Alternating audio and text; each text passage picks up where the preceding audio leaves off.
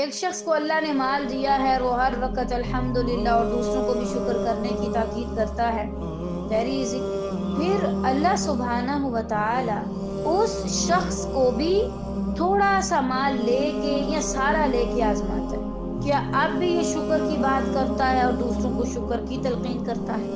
تو ایمان والوں کو تو اللہ ظاہر کرتے ہیں کس کے دل میں ایمان ہے.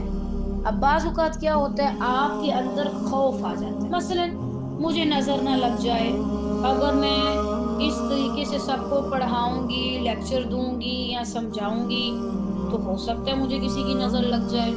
اگر میں سب کو بتاؤں گی کہ میں کیا کیا کر رہی ہوں تو ہو سکتا ہے مجھ سے وہ کام چھوٹ جائیں، کہیں میں بیمار نہ ہو جاؤں.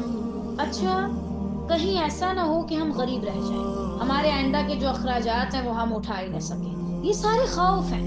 ایک عجیب طرح کا خوف انسان اپنے اوپر طاری کر لے. یہ بھی آزمائش ہے تاکہ اللہ تعالیٰ ایمان والے بندوں کو آزمائے کہ آیا واقعی انہیں صرف اللہ پہ یقین ہے. تو ان چیزوں میں گھبرایا نہ کیا کریں. اگر یہ خوف اور اس طرح کی چیزیں ہمارے اوپر نہ آئیں تو ہم کبھی اللہ سبحانہ و تعالیٰ کو یا اس کی قدرت کو ویسے سمجھ پائیں؟ قطعاً نہیں. ان موقعوں پر ظاہر ہوتا ہے کہ کس کو واقعی اللہ پہ یقین ہے باتوں سے ہٹ کے، اور کس کو حالات اور اسباب پر یقین ہے.